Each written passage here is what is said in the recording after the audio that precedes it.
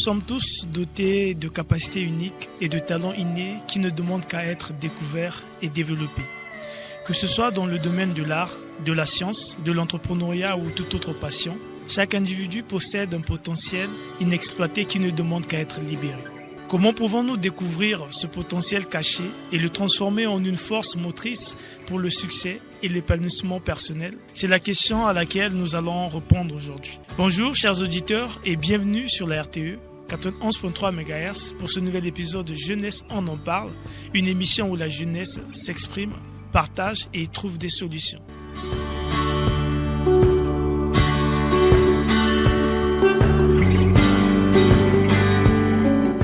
Comment découvrir son potentiel et le mettre en valeur? C'est le thème de cet épisode de Jeunesse on en parle. Et nous avons le privilège d'accueillir aujourd'hui pour ce thème des invités inspirants à travers leur histoire, leurs conseils, aussi leur expérience. Ils tenteront d'éclairer notre chemin vers la découverte de notre potentiel. Merci, chers auditeurs, pour votre fidélité à ce programme dédié à la jeunesse, bien que le contenu de ce programme peut profiter à tous les âges. Et merci également à l'équipe technique qui est avec nous, à Amour Dédi qui nous accompagne et Monsieur Takem qui est là pour s'assurer à ce que l'émission soit à la hauteur des attentes de nos auditeurs. Pour tous vos avis, vous pouvez nous contacter au 06 924 38 62. Je suis Emerléon Kim aussi, présentateur de cette émission. Et sur ce plateau, je suis avec Monsieur Tex Théodore Bitou-Vova. Bonjour Monsieur Théodore. Bonjour Monsieur le journaliste. Comment vous allez? Très bien, par la grâce de Dieu, peut-être que vous. Moi également, je vais bien. Nous sommes contents de vous recevoir sur notre plateau. Pour ce thème, je rappelle, c'est comment découvrir son potentiel et le mettre en valeur par votre parcours, l'expérience que vous avez eu à acquérir sur le chemin. Je pense que vous avez le profil adapté pour pouvoir partager ce chemin-là avec ceux qui nous écoutent, les jeunes qui nous écoutent aujourd'hui, qui veulent découvrir leur potentiel et aussi pouvoir le mettre en valeur. Et aussi pour certains qui ont des doutes par rapport à leur potentiel, qui se demandent si c'est vraiment le leur ou encore c'est juste par rapport à l'influence des autres, du milieu dans lequel ils se trouvent. Alors, comme le thème c'est comment découvrir son potentiel, la première question serait donc de savoir comment est-ce que vous définissez le potentiel? Je peux dire le potentiel est défini comme une capacité de pouvoir accomplir quelque chose et pouvoir la concrétiser. Et vous, de votre côté, c'est quoi votre potentiel? Mon potentiel, j'en ai plusieurs. Et premièrement, je vais d'abord essayer un peu de développer sur le thème qui est comment découvrir son potentiel et pouvoir le mettre en valeur. Je pense que cela se fait en 3 phases, d'après moi. Et la première phase, c'est d'abord de commencer à explorer ses intérêts, à explorer ses compétences et à explorer ses valeurs. Et ensuite, après que cela soit identifié, il faut s'engager dans des activités qui le mettent en valeur et des activités qui le cultivent. Et aussi commencer à chercher des opportunités de formation, d'apprentissage et en fait le mettre en valeur. Et la troisième phase ici, c'est de pouvoir se fixer des objectifs réalisables. Je dis bien des objectifs réalisables et persévérer malgré les défis. Pourquoi j'insiste sur persévérer? Parce que vous savez, la persévérance est un point très important dans l'accomplissement, soit dans l'atteinte de son plein potentiel. Je prends un exemple.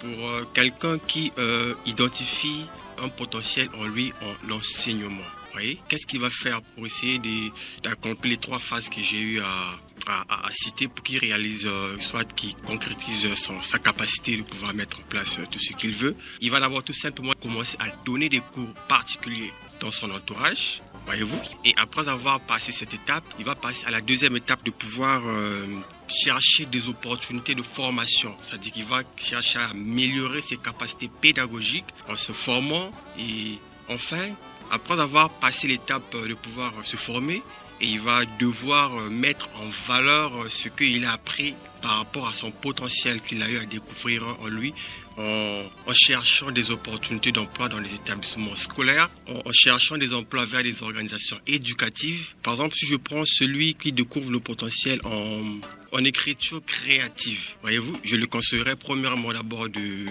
commencer d'abord à explorer les différents genres littéraires comme la fiction, la poésie, le journalisme aussi. Je le conseillerais deuxièmement de commencer à écrire par exemple des histoires, à commencer à écrire des articles et des poèmes et autres. Et pour la troisième phase, pour pouvoir le mettre en valeur, qu'est-ce qu'il va d'abord commencer à chercher des retours des experts pour pouvoir améliorer ses capacités en écriture créative. Et en fait, qu'est-ce qu'il va faire pour pouvoir partager cela? Il peut commencer à participer à des concours d'écriture, il peut commencer à écrire des articles, il peut commencer à publier des choses sur des plateformes en ligne. Et ce que je pouvais dire, c'est ça. D'accord. Je pense que vous avez pris de l'avance sur l'ensemble du thème, mais après, on va essayer de développer ces éléments-là petit à petit pour aider les gens, ceux qui nous écoutent, à mieux se fixer sur ça, en fait. Est-ce qu'il y a, pour une personne, en fait, il y a un moyen de savoir qu'on a un potentiel qu'on n'arrive pas, qu'on n'exploite pas, en fait? Oui, il y en a. Et comment on sait, par exemple, à quel moment on sait qu'on a un potentiel, mais qu'on n'exploite pas? Par exemple, moi, j'ai eu à découvrir un potentiel d'enseignement, comme je l'ai dit. Et c'est comme je viens de l'expliquer. Lorsque j'ai eu à découvrir, chacun peut à son coin découvrir le potentiel qu'il a. Chacun peut le, c'est pas une prophétie. Bon, il y a des autres par rapport en te voyant, par rapport à ton profil, il peut te dire voilà, tu es très bon dans ceci, tu es très bon dans cela. Ok. Mais moi, j'ai eu à découvrir un potentiel d'enseignement en moi et cela m'a permis pendant le confinement, malgré qu'il n'y avait plus d'emploi et tout, et j'ai commencé à donner des cours particuliers à des élèves à la maison, à domicile, et ce qui m'a permis de pouvoir mettre en valeur le potentiel que j'ai eu à découvrir en moi. Et pendant le confinement, j'ai eu à avoir de l'argent, pourtant d'autres n'en avaient pas. Et ce potentiel-là, c'est vous-même qui l'avez découvert comme ça, ou bien c'est quelqu'un en vous voyant vous dit tu t'exprimes genre comme un professeur de français, pourquoi pas former des gens dans ce domaine-là, ou bien tu te débrouilles pas mal dans ça et tout, pourquoi pas. En fait, la question d'abord, c'est à quel moment on sent qu'on a un potentiel? Parce qu'aujourd'hui, je pense qu'on vit sans forcément prêter attention à ces choses-là, quoi. Je suis étudiant, je me concentre sur ma filière et tout, mais à quel moment je sens réellement que il y a quelque chose en moi, en fait, enfui en moi, que je peux explorer? Je pense que c'est le potentiel, je dirais, c'est égal à la capacité. C'est lorsqu'on maîtrise un domaine, je pense qu'on peut essayer de le développer et mettre cela en valeur. Par exemple, moi, j'étais un peu doué en mathématiques, voyez-vous, ce qui me permettrait que je sais qu'avec ce que je connais dans mon domaine des mathématiques, je peux le partager avec d'autres personnes. Vous voyez? Et il y a des gens qui se disent aussi doués dans l'entrepreneuriat. Vous voyez? Et pour ceux qui sont doués dans l'entrepreneuriat, ça se voit. Il arrive parfois, il commence juste avec un petit truc. Vous voyez, lorsqu'il commence avec un petit truc, il évolue. Et déjà que si toi tu n'arrives pas à le découvrir, quelqu'un d'autre peut venir vers toi pour te dire non, voilà, toi tu es très bon en entrepreneuriat et voilà, si tu essaies un peu de le valoriser et de le développer en allant vers des opportunités d'apprentissage, vers des incubateurs d'entreprises et ainsi de suite, tu pourrais très bien le développer et le mettre en valeur et cela pourra te payer aussi.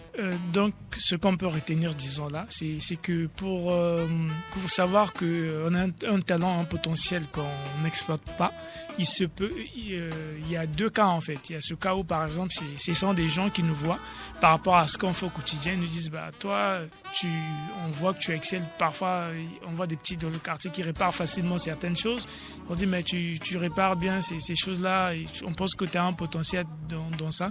Donc on peut dire que identifier son potentiel, ça peut passer par ce que les gens perçoivent en nous ou encore nous-mêmes dans la vie de tous les jours. Il y a forcément des choses qu'on fait avec beaucoup de facilité sans forcément prêter trop d'attention et c'est ça en fait, ces choses-là qui constituent notre potentiel. Donc c'est ce que vous voulez nous faire comprendre. Oui, quand on arrive à développer, à faire des choses avec beaucoup de facilité déjà, soit de toi-même tu peux te rendre compte, tiens c'est un potentiel que j'ai et quand tu te rends compte de ça, il faudra que tu le développes.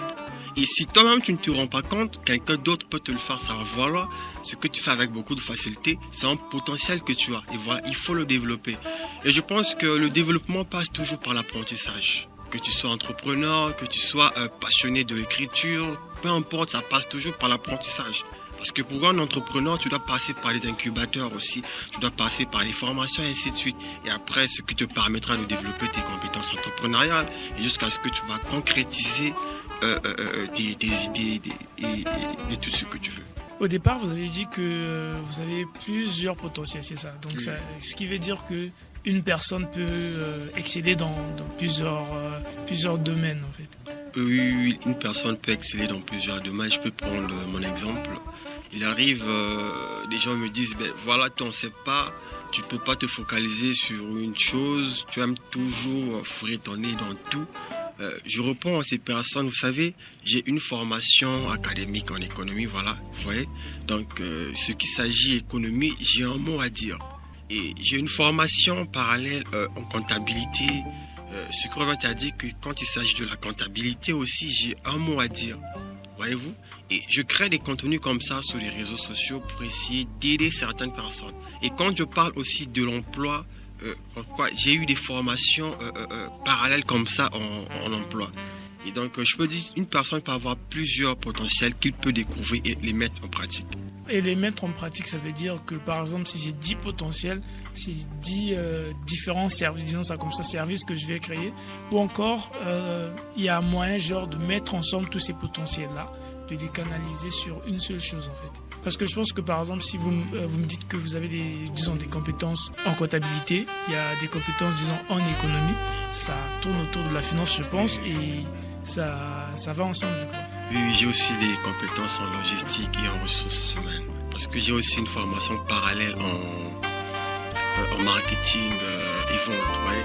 J'ai aussi des compétences en marketing. Dans ce qu'il s'agit de dire un mot en marketing aussi, je peux. Du coup, toutes ces compétences ou encore toutes ces formations autour que vous avez eu à faire, c'est vraiment un choix personnel ou c'était par rapport aux tendances du marché ou encore avec votre premier diplôme, vous vous êtes dit ça n'a pas marché ou encore j'ai pas pu trouver l'emploi par rapport à ça, que j'allais faire par exemple la comptabilité et après j'ai un diplôme en compta mais le marché est très serré que j'ajoute à ça. C'est vraiment un choix ou c'est le marché du travail qui vous a imposé ce rythme-là? C'est le marché du travail qui m'a imposé ce rythme, sachant que le marché est tellement trop serré. Donc il faut être une personne qui a plusieurs capacités et plusieurs compétences. Et je me suis dit, si je me focalisais avec aujourd'hui ma formation académique en tant qu'économiste, ça serait très difficile pour moi de peser sur le marché de l'emploi. Vous voyez? Et voilà pourquoi je suis allé faire des formations parallèles en comptabilité, en marketing, ainsi de suite. Et aujourd'hui, je peux vous le dire que cela a payé parce que j'occupe un poste d'assistant d'opération dans une multinationale qui est dans la télécommunication. C'est grâce aux formations parallèles, hormis ce que j'ai eu à étudier à l'école. Donc je conseillerais aux jeunes de pouvoir avoir plusieurs formations et plusieurs compétences, de ne pas se fier à ce qu'ils apprennent à l'école, de toujours se former dans d'autres domaines aussi, c'est très important. Toujours se former dans d'autres domaines, toujours compléter sa formation de base.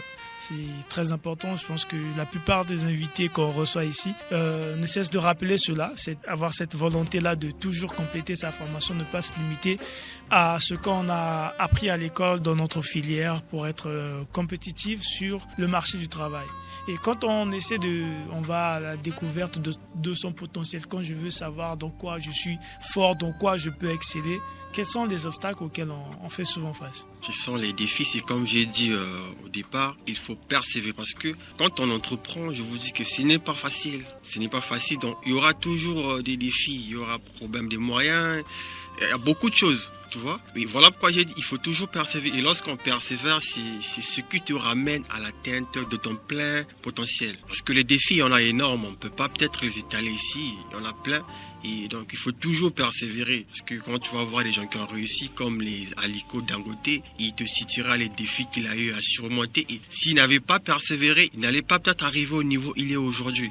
Tout le monde a des défis. Mais quand tu persévères, on finit toujours par réussir.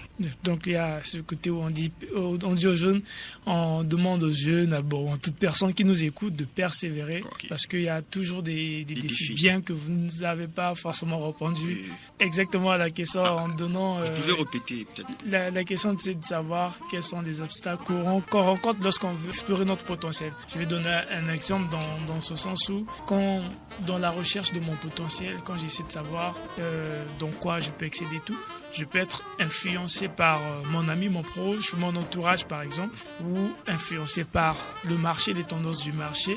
Il y a ce côté-là aussi où encore je peux parfois découvrir mon potentiel et penser qu'il est moins que le potentiel des autres en fait.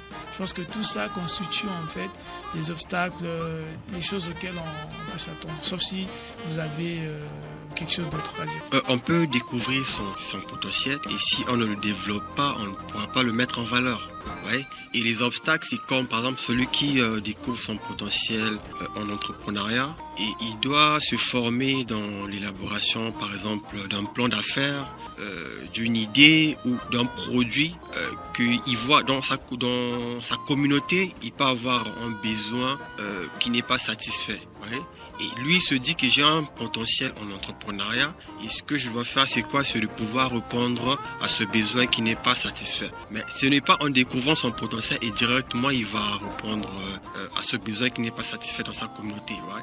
Il doit le développer, comme je dis toujours, de développer en apprenant et en allant vers les incubateurs d'entreprise. Et ainsi de suite, il y en a tellement plein. Comment découvrir son potentiel et le mettre en valeur, c'est le thème. Et pour ceux qui veulent partager leur avis, c'est au 06 924 38 62. Du coup, si je reviens à ce que vous avez dit au début, vous avez parlé de 3 étapes. Il y a ce côté où j'explore le potentiel, j'explore, disons, ma vie, disons ça comme ça. C'est comme je l'ai dit au départ, pour découvrir son potentiel et le mettre en valeur, c'est forcément passer par 3 étapes. Il faut d'abord le découvrir, donc c'est d'abord explorer ses intérêts, ses compétences et ses valeurs. Et ensuite, cela fait, une fois identifié son potentiel, c'est comme je l'expliquais, quelqu'un peut vous le faire découvrir, voilà. Il peut dire, tiens, vous avez tel potentiel, vous pouvez le développer. Et une fois cela fait, c'est en ce moment où il faut s'engager dans des activités qui le cultivent. Okay, dans des activités qui le cultivent et chercher des opportunités de formation et mettre en pratique son potentiel à travers divers contextes. Et la troisième et enfin, c'est de pouvoir se fixer des objectifs réalisables.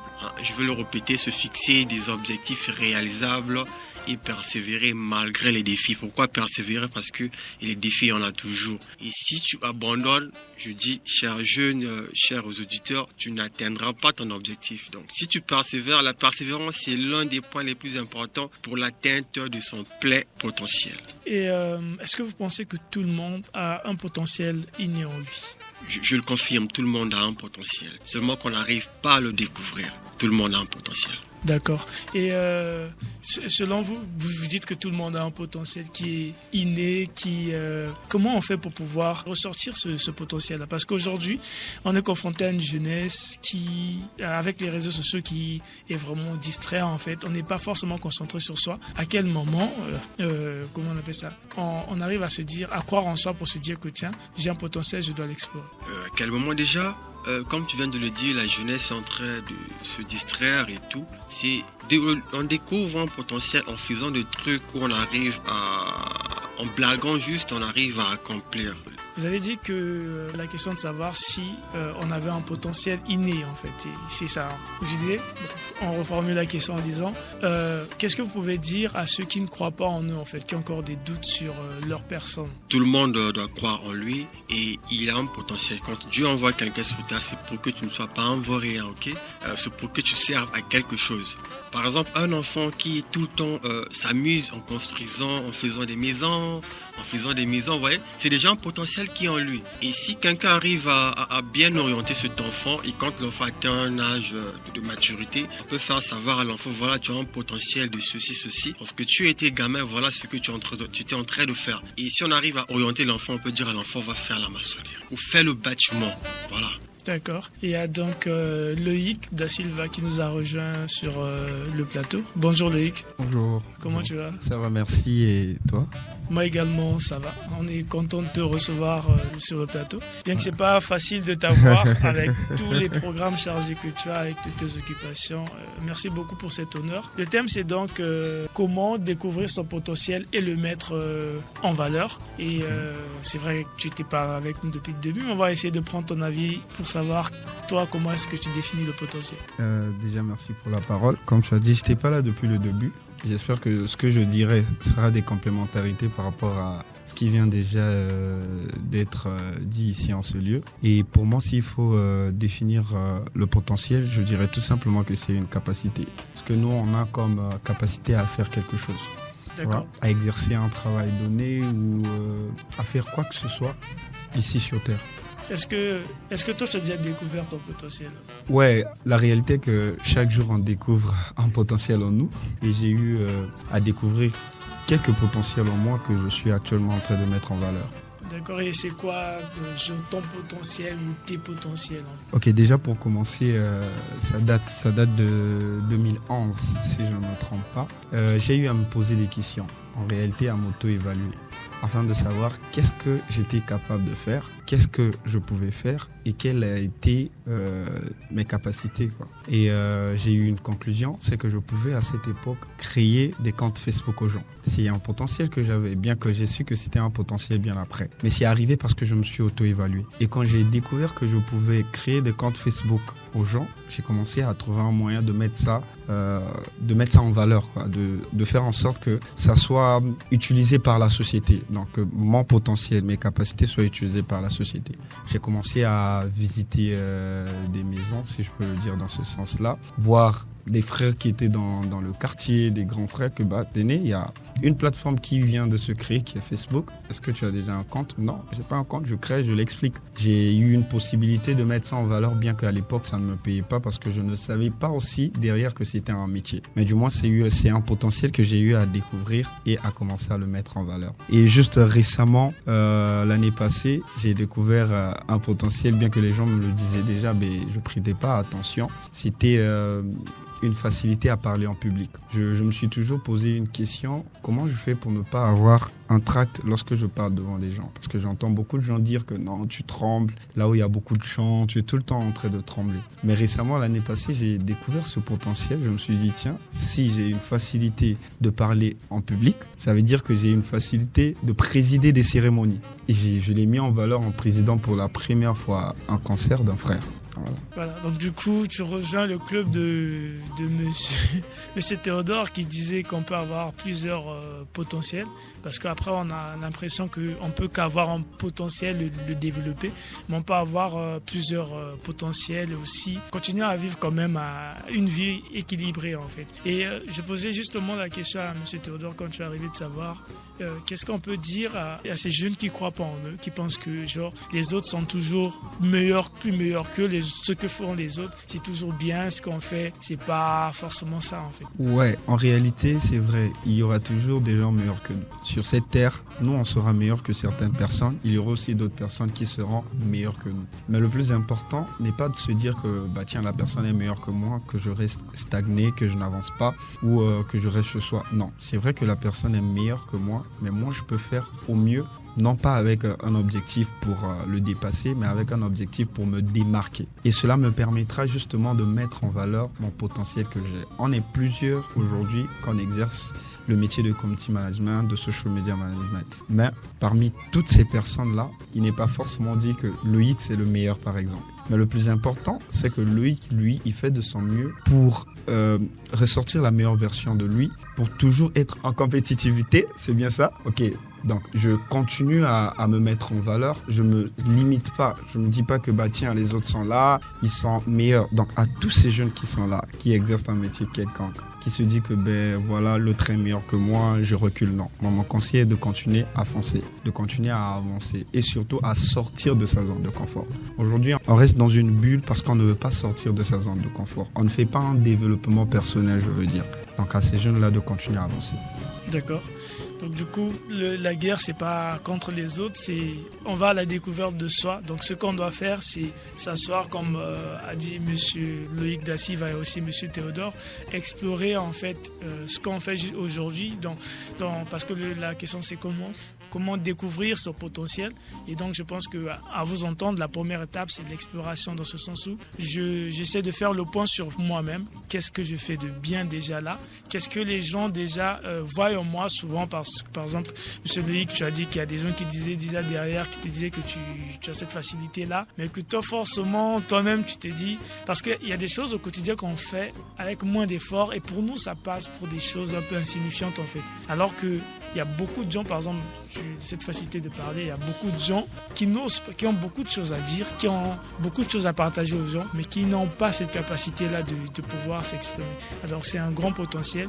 Il y a beaucoup de choses comme ça dans la vie qu'on a, nous-mêmes, quand tellement on le fait avec facilité, on se dit que ça, c'est rien, quoi, c'est insignifiant. Alors que ce sont des potentiels qui ne demandent qu'à être valorisés, qu'à être extériorisés et tout. Du coup, c'est très très important tout ça. On va prendre une courte pause rapidement et après on va revenir pour pouvoir continuer sur notre sujet.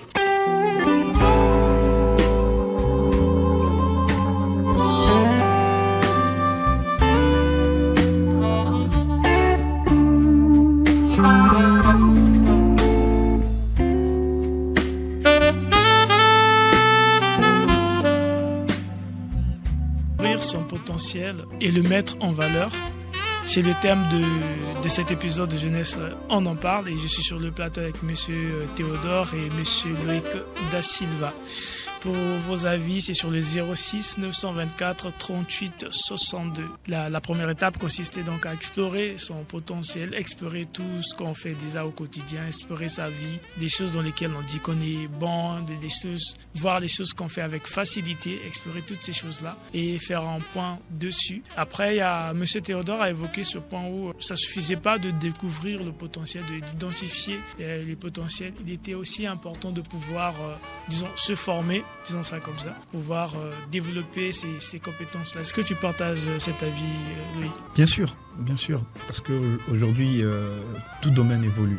Au fur et à mesure qu'on est en train d'avancer, il y a des domaines qui sont en train d'évoluer. Même la restauration a évolué. Si on pense qu'on sait faire des gâteaux, par exemple, et qu'on ne cherche pas à apprendre afin de faire mieux, je ne vois pas comment est-ce que ce potentiel-là sera beaucoup plus mis en valeur. Je suis d'accord du fait qu'il ne s'agit pas seulement de découvrir un potentiel ou de commencer à le mettre en valeur, mais de continuer à se former. Par exemple, nous qui sommes dans le numérique, c'est vrai, on a découvert que notre potentiel, c'est se lancer sur le numérique, faire du community management, on a commencé à exploiter cela, le mettre en valeur, mais on ne doit pas rester là, on doit continuer à apprendre parce qu'il y a des nouvelles choses qui arrivent, il y a la technologie qui évolue, il y a l'intelligence artificielle qui prend de l'envol, donc je suis carrément d'accord sur cette question. Avec cette question de l'intelligence artificielle, je pense qu'à bientôt on va se passer des community managers, on va commencer à automatiser nos histoires facilement. Que le contact humain restera toujours important, toujours. Et après avec l'intelligence artificielle, quand tu t'y mettras, tu verras que tu feras maintenant que de la même chose que de la tautologie. L'intelligence artificielle vient pour faciliter le travail qu'on pouvait faire en 5 heures, en 1 heure, en 2 heures. Tout simplement. D'accord, je pense que vous êtes toujours confiant malgré la place que prennent les différences IA. Vous êtes toujours confiant. Je pense que c'est important. Pour avoir cette confiance-là, ça signifie que tous les jours, vous faites de votre mieux pour être à la pointe de cette technologie-là. Parce qu'après, on ne va pas résister puisque ça s'impose déjà. Le mieux serait de pouvoir s'adapter, utiliser, intégrer ces outils-là à notre quotidien. Comme on utilisait facilement, comme on utilise la calculatrice à côté. Je pense que les IA restent des outils pour pouvoir compléter. Alors, par rapport à notre thème, quels sont les signes qui montrent par exemple que je suis sur la bonne voie par rapport à mon potentiel, monsieur Théodore? Les signes qui montrent que je suis sur la bonne voie, quand je commence déjà à intéresser ceux qui sont autour de moi.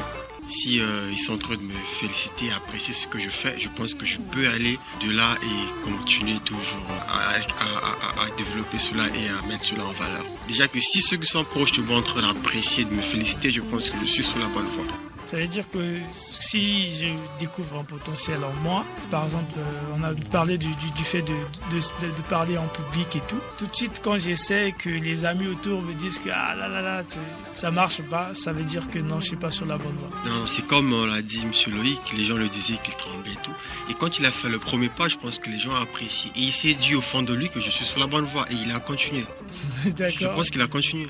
D'accord, du coup, on va essayer de prendre l'avis de monsieur Loïc par rapport à ça. Bien sûr, j'ai continué comme a dit monsieur Théodore. Mais moi, je pense que le fait de savoir qu'on est sur la bonne voie vient d'abord de la passion qu'on a, du potentiel qu'on a découvert. Parce qu'il y aura toujours dans ce monde des gens qui diront ce que vous êtes en train de faire n'est pas du tout bon. Mais pour moi, à mon avis, ce n'est pas une raison de dire que je ne suis pas sur une bonne voie. Mais tant qu'il y a de la passion en moi, je suis sûr à 100% que je suis sur une bonne voie. Parce qu'il y a des personnes qui je vais parler du métier de la prise de parole en public. Il y a des personnes qui ont commencé à parler en public, qui ont commencé à présider des cérémonies. Mais il y avait cette phrase qui revenait que t'es nul. T'es nul, t'es nul. J'en connais quelques-unes et malheureusement, ils n'ont pas abandonné. Parce que dans la découverte du potentiel, il y a également la formation qui vient justement pour exploser ce potentiel-là. Moi, je découvre mon potentiel parce que je me suis posé une question de savoir qu'est-ce que j'aime faire. Et j'ai su que ce que j'aime faire, c'est faire du repassage par exemple. Ce que j'aime faire, c'est laver des habits, d'accord ? Je m'en vais ouvrir un pressing. Les gens me disent que non, ça ne va pas marcher, voilà, ton pressing ne va pas avancer. Mais moi, j'aime faire ça. J'ai de la passion pour ça. Mais ça ne veut pas dire que je ne suis pas sur une mauvaise voie. Mais à force de continuer à prendre par exemple des formations sur l'entrepreneuriat, la finalité est que je réussis. Donc pour moi, tout est question de passion. Si je développe la passion dans le potentiel que j'ai eu à découvrir, en tout cas, je suis sur la bonne voie parce que la passion me poussera toujours à aller de l'avant sans jamais baisser les bras. Au-delà de tout ce que les gens peuvent dire, il faut, tant que ça, je sens qu'en faisant ça, il y a quelque chose qui vibre en moi. Exactement. Ça veut dire que ça va, je suis sur la bonne voie, je peux continuer. Mais je pense que c'est vrai, c'est bien comme ça. Mais après, parfois, on peut aussi s'entêter. Il y a cette voix parfois qui nous dit que je suis sur la bonne voie, mais en vrai, c'est vraiment pas ça, quoi. Je suis à côté de la plaque. Du coup, comment je vais différencier cette voix-là? Parce qu'aujourd'hui, par exemple, il y a des gens qui nous écoutent, qui se disent que s'il y a des gens, de façon générale, on connaît les histoires des gens, ils nous disent que j'ai réussi parce que j'écoutais pas ce que les gens me disaient. Ils me disaient d'arrêter et moi j'ai persévéré et tout. Du coup, ça crée quelque chose en nous, dans ce sens où même quand tu es sur une mauvaise voie et que les gens te disent que non, c'est pas ta voie, tu te dis non. On m'avait prévenu qu'il y aurait des gens qui vont essayer de me dissuader. Et là, sans doute, ces gens-là essaient de me dissuader. Moi, je dois continuer. Après, parfois, on va contre un mur et ça marche pas. Est-ce que vous avez une façon de discerner vraiment une bonne critique et une mauvaise? Une bonne critique et une mauvaise, je veux dire que c'est très compliqué parce qu'il se peut que la personne qui te dit que ça ne va pas marcher ait raison, tout comme la personne qui te dit que ça va marcher n'a pas du tout raison. Moi, je pense que le plus important, c'est de prendre le risque. Le plus important, c'est de ne pas trop chercher à discerner qui a raison, qui n'a pas raison, quelle est cette voix qui me dit quelle est cette voix qui a raison ou quelle est cette voix qui a tort. Mais le plus important, c'est prendre le risque. J'ai découvert mon potentiel, je prends le risque de le mettre en valeur, de me lancer, peu importe ce qui va se dresser. Comme un entrepreneur qui a un goût du risque, je fais pareil. Parce qu'aujourd'hui, si Google est devenu ce qu'il est actuellement, c'est parce qu'il y a eu un risque. Si Microsoft, Tesla et tout ce qu'il y a ont pris de la valeur, Facebook, aujourd'hui on parle de tout ça, c'est parce qu'à la base, leurs responsables ont eu à découvrir un potentiel qui savait faire ça, qui savait négocier le marché. Il y a eu beaucoup de gens qui en parlaient, mais ils ont quand même pris le risque. Seul le risque nous déterminera si réellement on doit continuer ou pas. Et ce qui est bien, lorsqu'on découvre un potentiel et qu'on prend le risque, il y a d'autres choses qui peuvent encore arriver derrière. Je découvre que je peux parler en public, par exemple. Je prends le risque de me lancer dans tout ce qui est cérémonie et tout. Et derrière, parfois, ça peut engendrer un métier en communication. Voilà. Donc, forcément, le risque peut pousser à quelque chose. Voilà. Monsieur Théodore, vous avez quelque chose à dire par rapport à ça? Je dirais que quand c'est vraiment une passion, je suis toujours si on persévère.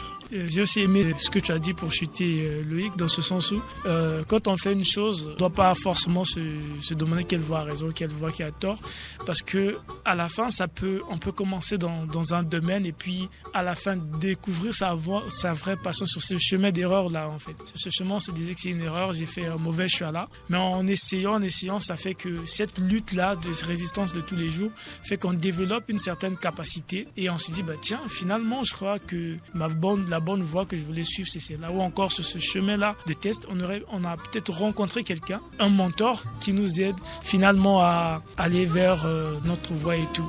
Et du coup, disons qu'on a découvert le potentiel, j'ai découvert mon potentiel, comment je fais pour le mettre en valeur? C'est vrai, le mot mettre en valeur, ça va dans deux sens, je dirais, dans ce sens où les gens, quand ils écoutent mettre en valeur, se disent que donc, ça veut dire que comment je peux faire pour que ma passion me rapporte de l'argent? C'est vrai. Il y a aussi ce côté où mettre en valeur, ça signifie simplement faire en sorte que ça nous aide à nous démarquer sur le marché, grandir en fait, l'extérioriser parce que c'est une passion généralement elle est enfouie et après un potentiel est enfoui, l'extérioriser en fait. Du coup on va essayer d'explorer un peu ces deux côtés-là, le côté où mettre en valeur va signifier simplement faire grandir cette passion-là, faire profiter cette passion-là au monde et aussi ce côté où il faut qui rapporte de l'argent quand même. Donc on va commencer par le côté où il faut l'extérieur. C'est comment on fait? J'ai découvert j'ai découvert ma passion, comment je fais pour pouvoir partager cette passion, la faire découvrir aux gens en fait. Celui qui découvre sa passion, soit son potentiel dans l'écriture créative, vous voyez, il va d'abord tout premièrement commencer d'abord à lire des genres littéraires, des fictions, poèmes, des poésies, voire le journalisme. Et après, deuxièmement, il va commencer à pouvoir écrire des histoires, des poèmes, tout ce qu'il peut écrire. Et après, comment est-ce qu'il peut mettre cela en valeur? C'est en partageant cela avec les autres. Voyons, en intégrant par exemple un groupe. Il peut commencer à écrire et après il va chercher à ce qu'il demande un retour des experts. Vous voyez, tu écris, mais s'il n'y a pas un retour des gens, c'est pas bon. Tu dois commencer à demander un retour des experts, tout ce que tu es en train de faire déjà. Et après cela, comment est-ce que tu peux encore le mettre en valeur avant que cela soit d'abord monétisé, avant que tu commences à gagner de l'argent?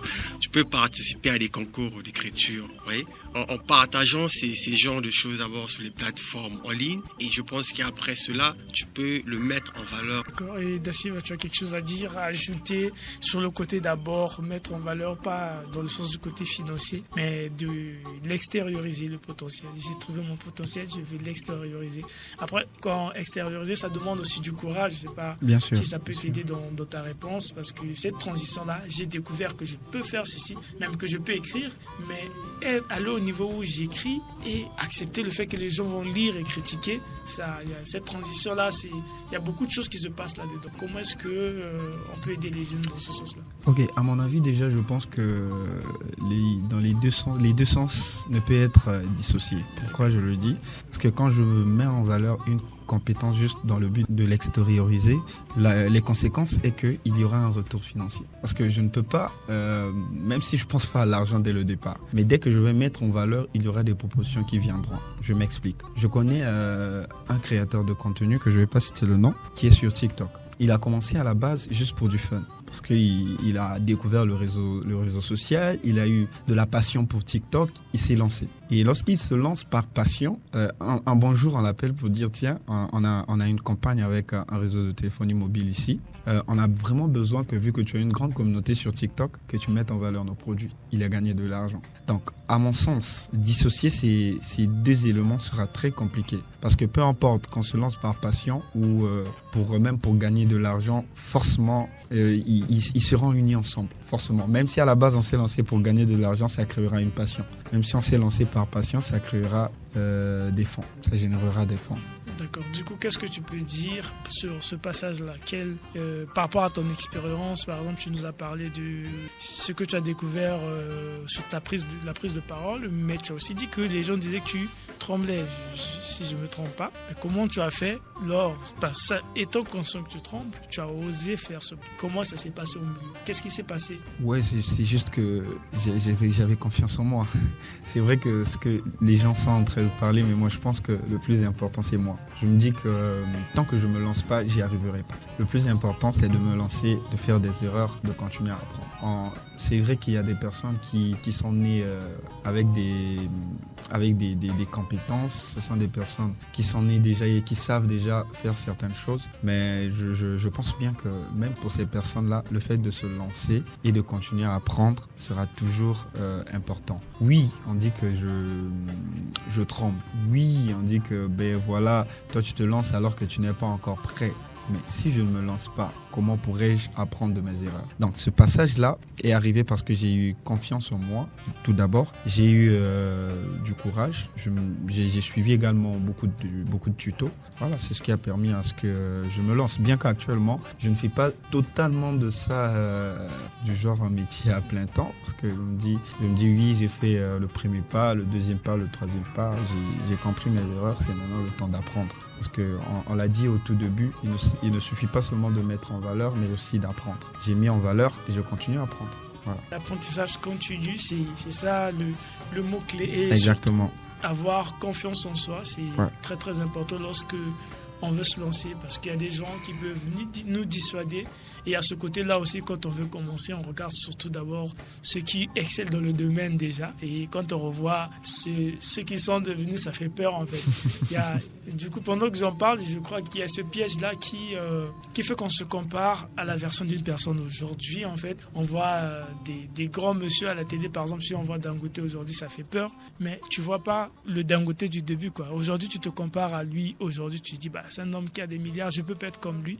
Mais avant d'être de Dangote de 2024, il y avait des Dangote de 1900 et quelques qui étaient peut-être à ton niveau, à toi. Du coup, je pense qu'il y a ce piège-là qu'on n'arrive pas en fait à faire. Je veux créer une entreprise tout de suite. Je me dis, ça doit être comme MTN. On oublie qu'avant que MTN soit MTN, ils ont eu un certain début. On compare les accomplissements des autres avec nos débuts, en fait. Je sais pas si vous partagez ce même avis ce constat-là par rapport à la jeunesse. Il y a des jeunes aujourd'hui, quand ils se lancent, ils veulent qu'un mois, 2 mois déjà qu'ils réussissent. Quelqu'un qui veut dire je vais créer une plateforme qui va être comme MTN. Il ne sait pas que non, avant d'arriver à une entreprise comme MTN, il faut prendre du temps. Oui. Pour ceux qui ont créé les plateformes comme Facebook, WhatsApp aujourd'hui et Google, ils ont pris du temps. Oui. C'est des gens qui ont commencé juste avec peut-être un seul ordinateur. Voyez-vous, ils ont persévéré jusqu'à aujourd'hui. Ils ont maintenant des grandes structures avec beaucoup d'appareils, avec beaucoup d'employés. Si vous lisez par exemple ceux qui ont réussi, Dangote, il va te parler de la persévérance. Il va te parler de la patience. Et une fois j'ai écouté Assalfo parler, il vous dit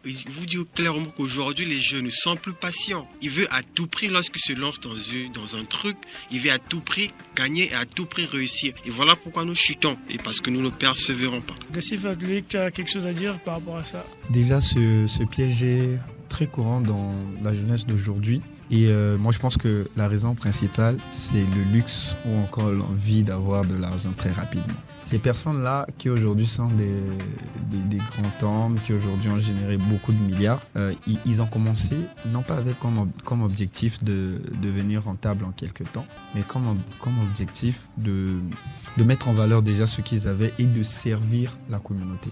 Quelqu'un a dit que pour lui, la réussite, ce n'est pas parce que lui, il a réussi, mais parce que les personnes autour de lui ont réussi. Moi, je pense que c'est cette idée-là qui était en train d'animer tous ces grands hommes-là à l'époque, qui les ont permis justement à faire de grandes choses aujourd'hui. Il est assez difficile, très très difficile de se lancer aujourd'hui en entrepreneuriat ou dans un domaine quelconque et commencer à rentabiliser dans les prochains mois. C'est très difficile. J'ai écouté un coach entrepreneur ici dire que généralement lorsque tu te lances dans l'entrepreneuriat ou dans un métier quelconque, ne t'attends pas à être rentable dans les 6 prochains mois. Il faut être patient au moins pendant 1 année. Mais la jeunesse d'aujourd'hui en est tellement séduit par l'envie de voyager. On voit les autres comment ils font. On a envie de faire des découvertes. On a envie d'aller partout. On a envie de gagner énormément de l'argent que, comme a dit M. Théodore, on n'a plus cette patience-là.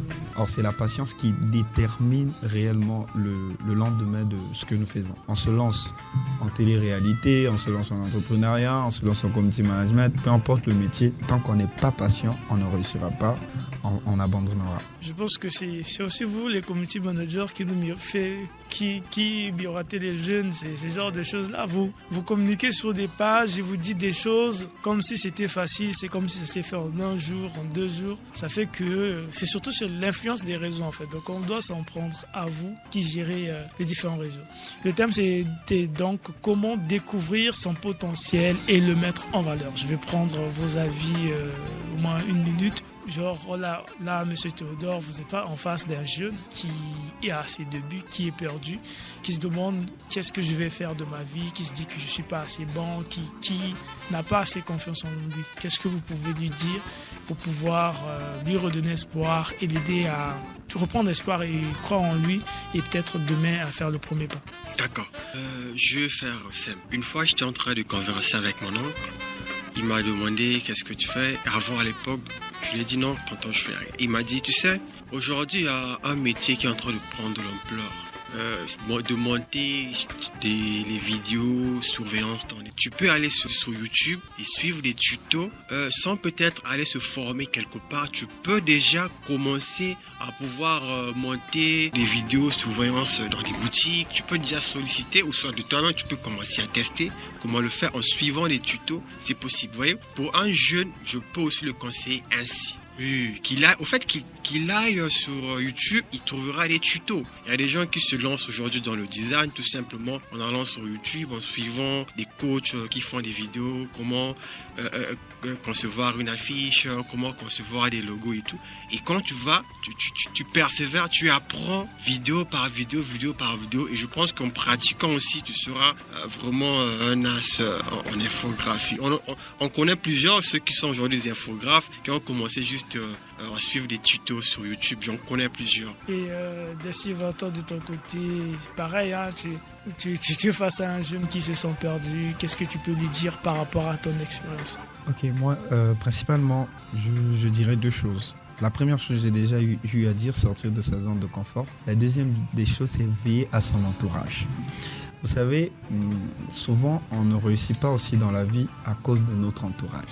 Avec qui traînes-tu? Est-ce que la personne avec qui tu traînes t'encourage à aller de l'avant? Monsieur Théodore vient de le dire. Il conversait avec son oncle. Son oncle a parlé d'une opportunité. L'entourage joue de beaucoup dans notre vie et qui nous permet à aller de l'avant, à nous démarquer et à créer de nouvelles choses. À toi, jeune, regarde bien avec qui tu marches. Parce que l'entourage, tant professionnel, tant tous les entourages en tout cas, nous aide à pouvoir mettre en valeur ou à découvrir également notre potentiel. Prenez le courage de sortir de la zone de confort, prenez le courage d'explorer de nouvelles choses et surtout de revoir son entourage. Voilà. Il faut prendre le temps d'analyser son entourage pour pouvoir exceller dans la vie, c'est important. Ouais. Le thème c'était comment découvrir son potentiel et le mettre en valeur. Avec nos invités, j'espère que vous avez eu le contenu nécessaire pour pouvoir prendre votre vie en main et démarrer avec force. Merci donc à vous chers auditeurs d'avoir été avec nous depuis le début. Merci à l'équipe technique encore, à Amour Dédi qui est là. Et restez branchés sur la RTE pour la suite des programmes.